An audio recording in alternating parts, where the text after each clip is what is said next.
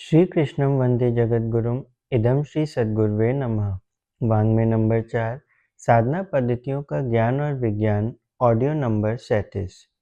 पिछले ऑडियो में गुरुदेव ने हमें समझाया कि हिंसा वहाँ से आरंभ होती है जहाँ दूसरों को पराया समझकर अपने संकीर्ण स्वार्थ की सिद्धि के लिए अनीतिपूर्वक दूसरों को कष्ट पहुँचाया जाए, जिनसे निर्दोषों को उत्पीड़न सहना पड़े।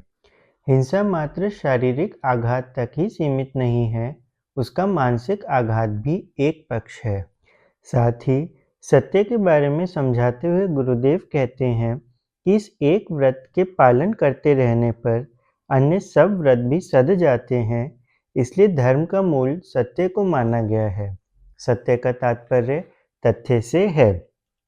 तथ्य को जिस रूप में समझा गया है उसी रूप में प्रकट कर देने से मन हल्का रहता है। मात्र वचन तक सत्य को सीमित नहीं रहने देना चाहिए। और अंत में अस्तेय अर्थात चोरी ना करने के बारे में समझाते हुए गुरुदेव कहते हैं कि बिना परिश्रम की कमाई को अथवा थोड़े श्रम के बदले बहुत लाभ उठाने को भी चोरी माना जाना चाहिए।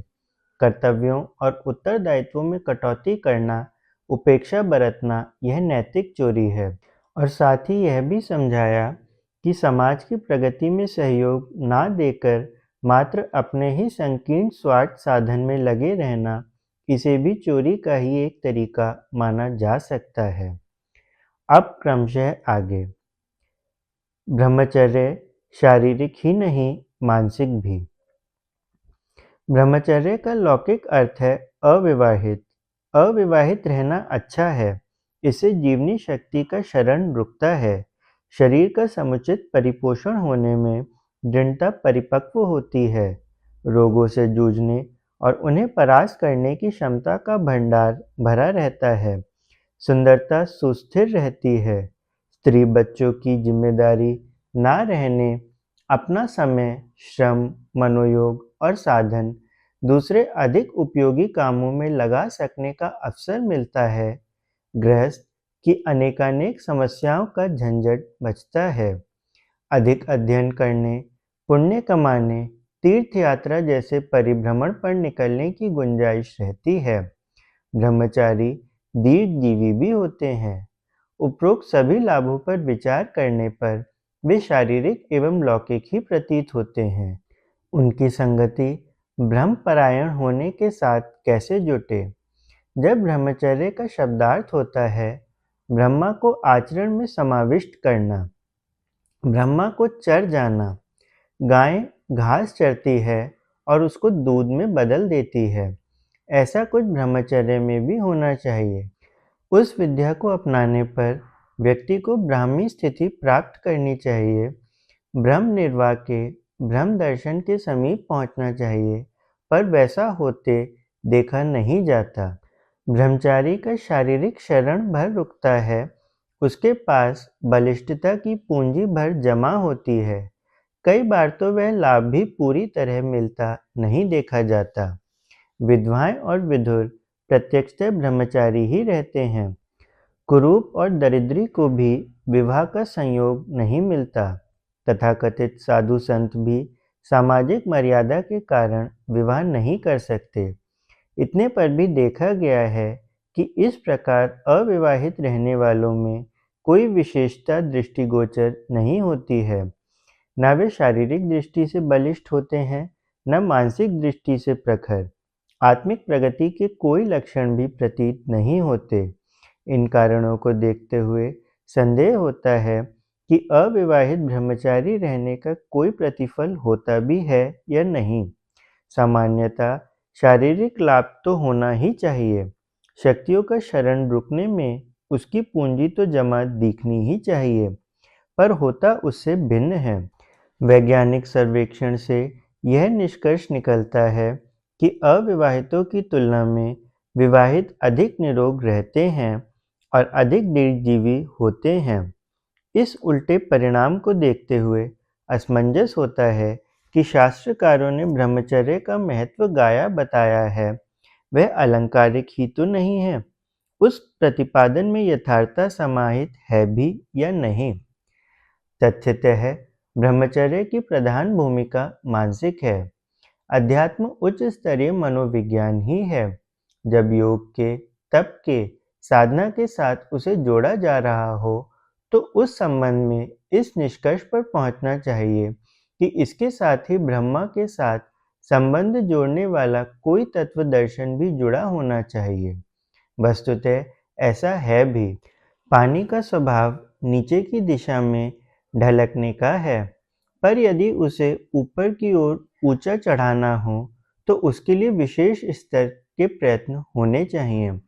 शरीर के परिपुष्ट होने पर यौवन की दहलीज पर पैर रखते ही कामुक आवेश जागृत होते हैं। एक उन्माद जैसा चढ़ता है, जिसकी आकुलता स्खलित होने का कोई उपाय ढूंढती है।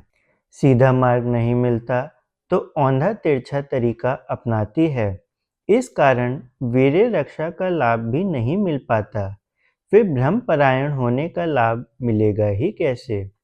होना यह चाहिए कि ब्रह्मचारी की मनोभूमि उच्च स्तरीय आदर्शों में इस प्रकार संलग्न रहनी चाहिए कि उसे कामुक आचरण तो दूर, उस प्रकार के विचारों के लिए भी अवसर ना मिले।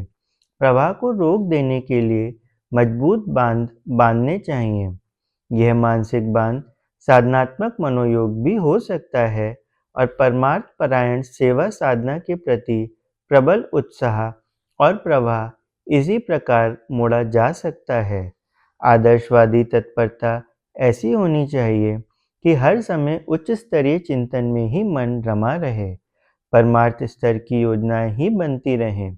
इतना ही नहीं, वरन क्रियाकलाप भी ऐसे होने चाहिए जिनमें शरीर का श्रम, समय और मन का एकाग्र भाव पूरी तरह नियोजित रहे। इस प्रकार ब्रह्मचारी ऊर्ध्वरेता बनता है। उसकी कामुक ललक अधोगामी योजनाएं बनाने की अपेक्षा आदर्शों में रमण करने लगती है। महानता से संबंधित क्रियाकलापों को अपना प्रिय विषय बनाता है। इस प्रकार अधोगामी प्रवृत्तियां रुकती हैं और वे उच्च स्तरीय विचारणाओं, भावनाओं और योजनाओं में नियोजित रहती हैं। फलतः दिशा बदल जाने पर मानसिक ब्रह्मचर्य भी सध जाता है और शारीरिक और मानसिक दोनों प्रकार का पोषण उज्ज्वल योजना के आधार पर मिलने लगता है। ब्रह्मचर्य के संबंध में जो लाभ बताया गया है, वह इस अनुबंध के आधार पर उपलब्ध होने लगता है। ब्रह्मचर्य पालन में एक बड़ा अवरोध है विषम लिंग के प्रति हे स्तर का अश्लील आकर्षण। नर नारी में रमणी, कामिनी, भोग्य रूप का चिंतन करता है, अथवा नारी नर के यौवन उभार पर ध्यान केंद्रित करती है, तो मानसिक उत्तेजना इस स्तर की बढ़ जाती है कि रति कार्य के लिए व्याकुलता सताने लगती है। यह चिंतन ही प्रक्रांतर से व्यभिचार बन जाता है। शारीरिक शरण की तरह मानसिक लोलुपता भी इस व्रत को खोखला बनाती है।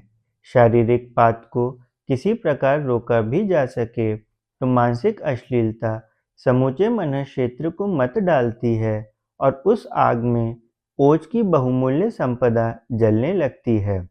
इसे ब्रह्मचर्य का नाश ही समझा जा सकता है। ऐसे व्यक्तियों को न शारीरिक लाभ मिलता है, न मानसिक। ब्रह्मपरायणता तो निभे ही कैसे?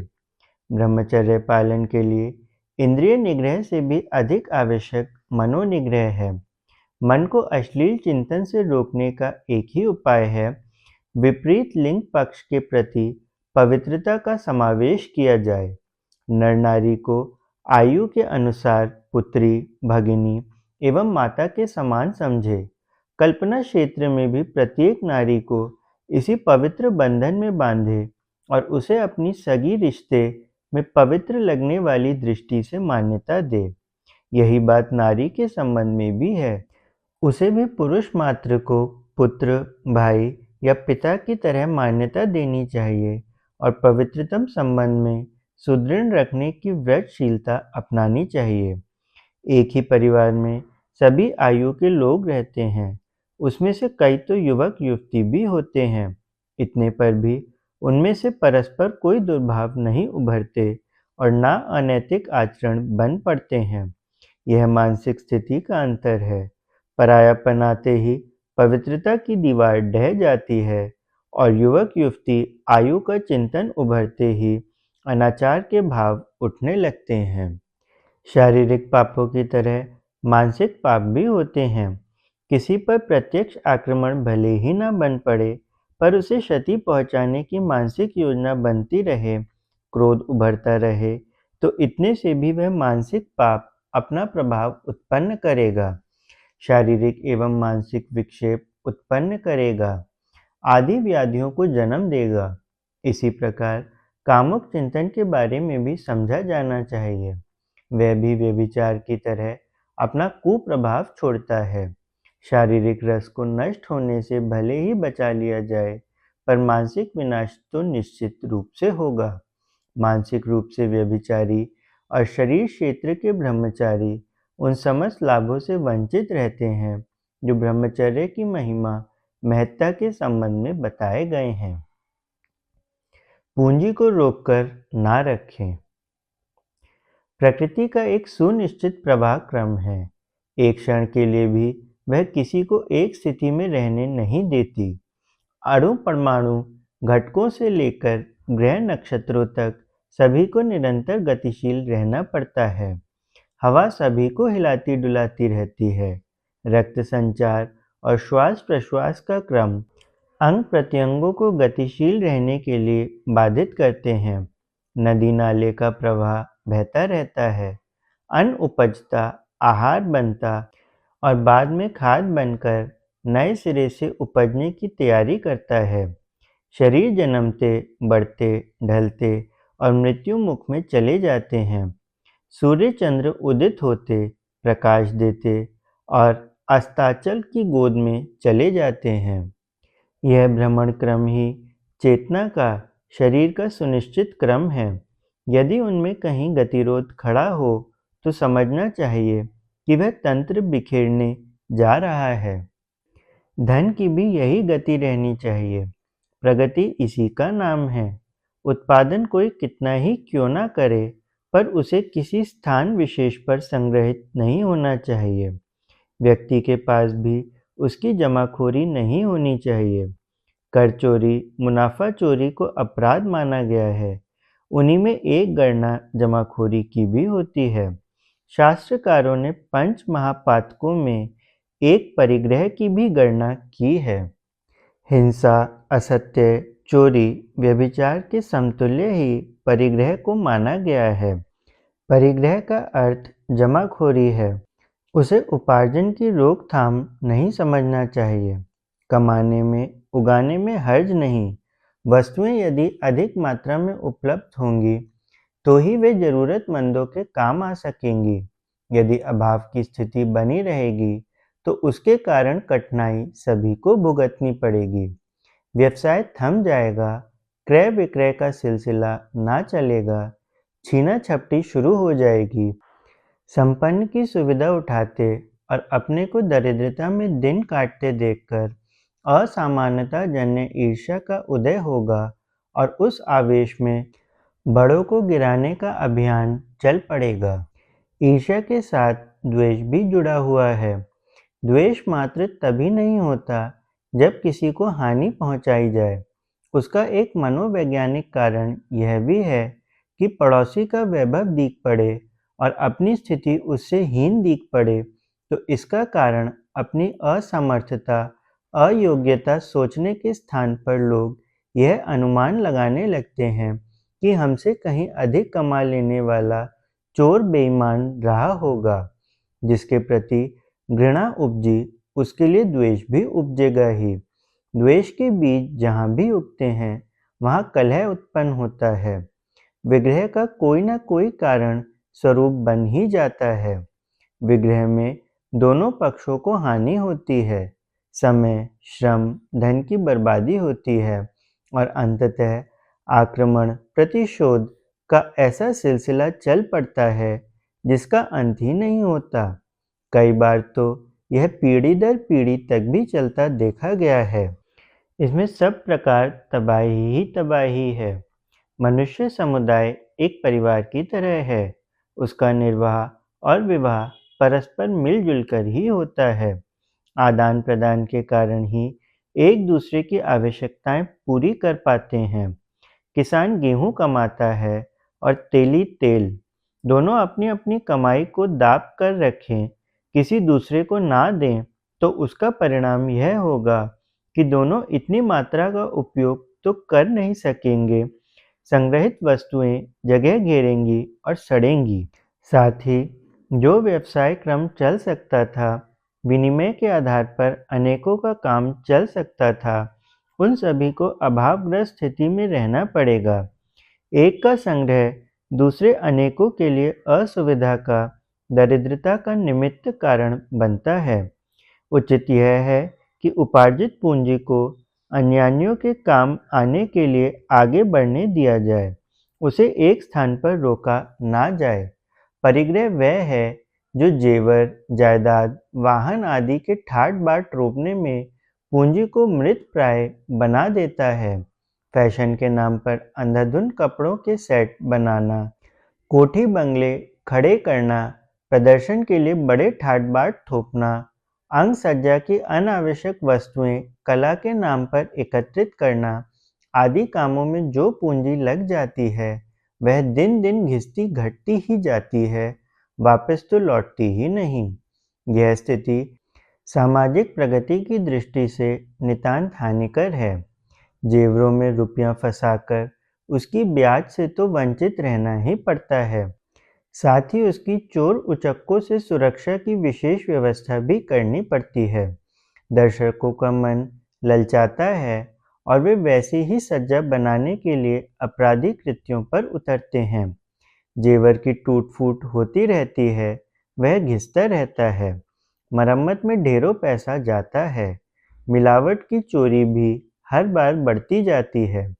ऐसी सज्जा जिसमें लाभ एक भी ना हो, हानिकारक अवसर अनेक बने, उसे अपनाने से क्या लाभ। उसी प्रकार आवश्यकता से अधिक बड़ा मकान बना लेना, जिन वाहनों को किराए पर लेकर काम चल सकता था, उन्हें खरीद लेना ऐसा सफ़ेद हाथी बांधना है जो दरवाजे की शोभा तो बढ़ाता है, पर उपार्जन की दृष्टि से व्यर्थ और खर्च के हिसाब से भारी महंगा पड़ता है। जमीन में धन गाड़कर रखना भी ऐसा ही है, जिसे किसी को ना बता पाने या गाड़कर भूल जाने पर वह एक प्रकार से समाप्त ही हो जाता है। उत्तराधिकारियों के लिए प्रचुर पूंजी छोड़ मरना भी ऐसा ही है, जिससे उनकी हानि ही होती है। बिना परिश्रम के जो धन उपलब्ध होता है, उसका सदुपयोग नहीं बन पाता। दुर्व्यसनों में उसकी समाप्ति होती है। अपनी मेहनत का कमाया हुआ पैसा ही उपयोगी कामों में खर्च हो सकता है, क्योंकि उसके संबंध में जानकारी रहती है कि इसे कितनी मेहनत से कमाया गया है। जिसे कमाने में अपनी मेहनत नहीं लगी, उसके बेहिसाब खर्च करने में भी झिझक नहीं होती। इस प्रकार हराम की कमाई देने वाले की संकीर्णता का तो विज्ञापन करती ही है, साथ ही ग्रहणकर्ता के भी हित में नहीं बैठती। जेबकट, जुआरी, सट्टेबाज कई बार ढेरों पैसे कमा लेते हैं, पर उसे उन्हें बर्बाद करने में भी देर नहीं लगती। ऐसे लोगों के साथ में पैसा टिकता ही नहीं। वे कूड़े की तरह मिली दौलत को फुलझड़ी की तरह जलाने में हिचकते नहीं। इस प्रकार इसे धन का दुरुपयोग ही कहना चाहिए। संकटग्रस्तों, अभावग्रस्तों की सहायता में अपनी कमाई का एक अंश लगाते रहना आवश्यक है। इससे लोग संकट से उबरते हैं और अभावग्रस्तता से त्राण पाते हैं।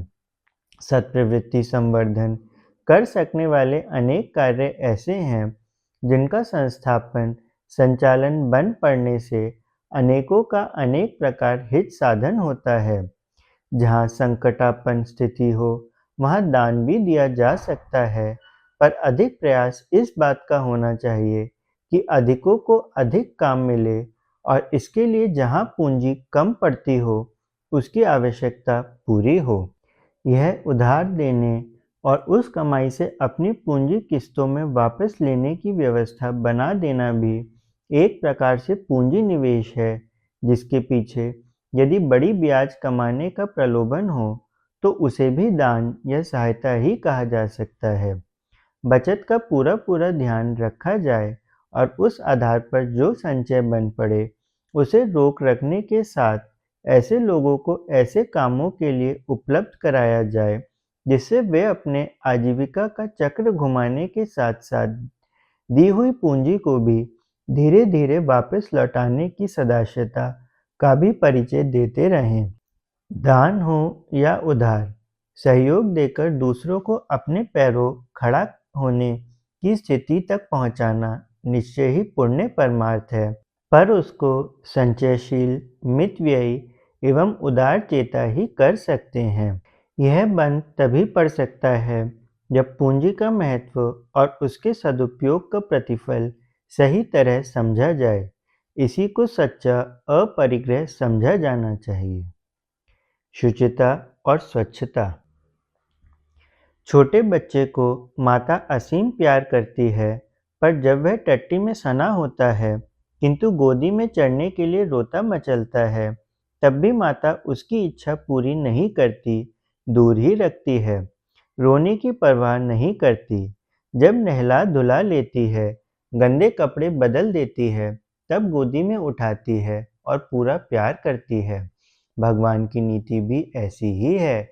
वे अपने किसी बच्चे को मलिन नहीं देखना चाहते, उसे स्वच्छ सुंदर स्थिति में ही देखना चाहते हैं। कीचड़ में सने बच्चे को गोदी में उठाने से ही उनके अपने कपड़े खराब होते हैं, उन पर भी लांछन लगता है। ढीठ उद्दट बच्चों की हरकतों का दाग उनके अभिभावकों पर भी लगता है। साथ ही सुशील बालकों की शिष्टता के लिए उनके माता-पिता भी श्रेयाधिकारी बनते हैं। भगवान सबका माता-पिता है। उसके ज्येष्ठ पुत्र मनुष्य की भली-बुरी हरकतों से उसके सृजयिता को भी यश-अपयश का भागीदार बनना पड़ता है, अथवा यह कहा जा सकता है, इतने महान सृजयिता की कलाकृति होने पर भी यह अभागा इस गई-गुजरी स्थिति में पड़ा हुआ है। स्वच्छता सभ्यता का प्रथम चरण है। मैला-कुचैला शरीर और गंदे वस्त्र धारण करके कोई व्यक्ति जहाँ कहीं भी जाता है, तिरस्कृत उपेक्षित रहता है। ऐसा उसकी असमर्थता के कारण नहीं, उसकी असभ्यता के कारण होता है। सभ्यता के प्रथम चरण में प्रवेश करने पर सर्वप्रथम मनुष्य को स्वच्छता का पाठ पढ़ना पड़ता है। निरक्षरता सहन हो सकती है, क्योंकि उसका कारण बहुत करके परिस्थितियों का अनुकूल ना होना भी हो सकता है, किंतु अस्वच्छता तो किसी के आलसी प्रमादी होने का प्रत्यक्ष चिन्ह है। जागरूक, स्फूर्तिवान एवं अपनी गरिमा का तनिक भी ध्यान रखने वाले सर्वप्रथम यह प्रयास करते हैं कि मलिनता से नाता तोड़ें और स्वच्छता अपनाएं। यह कार्य दृष्टिकोण परिष्कृत रखने और सफाई के लिए थोड़ा प्रयत्न करने भर से पानी, साबुन जैसे थोड़े से साधनों से भी पूरा हो जाता है। मलिनता का जमते रहना प्रकृति क्रम है। शरीर से पसीना निकलता है, मुख से गंदी वायु, आंखों से कीचड़, कान में मोम, दांतों पर मैल, मल मूत्र, छिद्रों से गंदगी, इन सबको नित्य ही बार बार स्वच्छ करना पड़ता है। कपड़ों पर खूंटी पर टंगे टंगे धूल जमा हो जाती है। आंगन में, कमरे में हवा के साथ उड़कर कचरा आ जाता है। बर्तन पीले पड़ जाते हैं। घड़े का पानी बेस्वाद हो जाता है।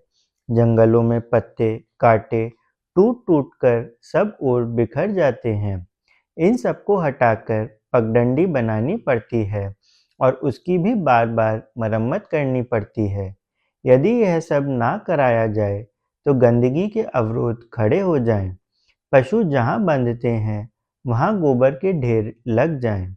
म्यूनिसिपैलिटियों के सफाई कर्मचारी इतनी बड़ी संख्या में लगते हैं, तब कहीं दैनिक कचरे का निपटारा हो पाता है। यदि सफाई का काम 2-4 दिन के लिए भी रुक जाए, तो मैल के ढेर लग जाएं और बीमारी फैलने लग जाए। इसलिए सफाई उन दैनिक कृत्यों में शामिल की गई है, जिसमें कभी नागा नहीं हो सकती। अवरोध उत्पन्न होने पर उसकी विभीषिका प्रत्यक्ष दिखाई पड़ने लगती है। गंदगी की सहोदर बहनें बीमारियां हैं।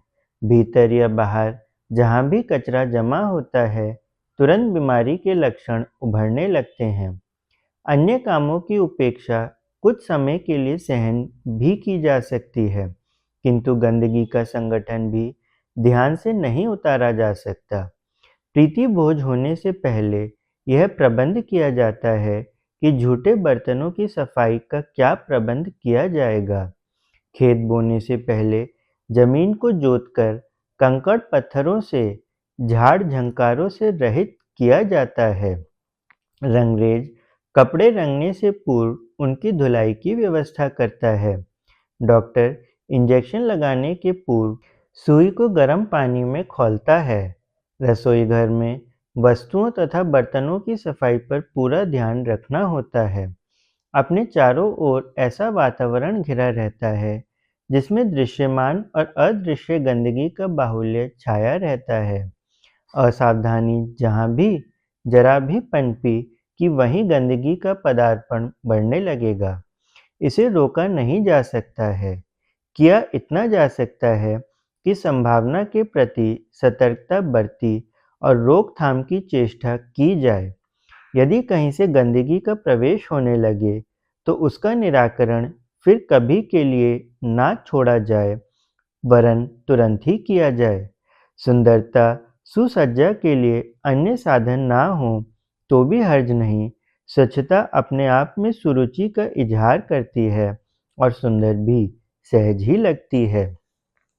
यह दृश्यमान गंदगी के निवारण की बात हुई। इसका दूसरा पथ है मानसिक मलिनता, जो गुण, कर्म, स्वभाव में निकृष्टता का समावेश होने से बढ़ती है। संकीर्ण स्वार्थपरता दुष्प्रवृत्तियों की जननी है। लालची, मोहग्रस्त और अहंकारी अपने इन हविषों को पूरा करने में, सीधे रास्ते चलकर पूरा कर सकने में समर्थ नहीं हो पाते। उनके लिए छल प्रपंच करने पड़ते हैं, नासमझों को फंसाने के लिए जाल बिछाने पड़ते हैं। आक्रमण, अपहरण जैसे कुकर्म करने के लिए कदम बढ़ाने पड़ते हैं।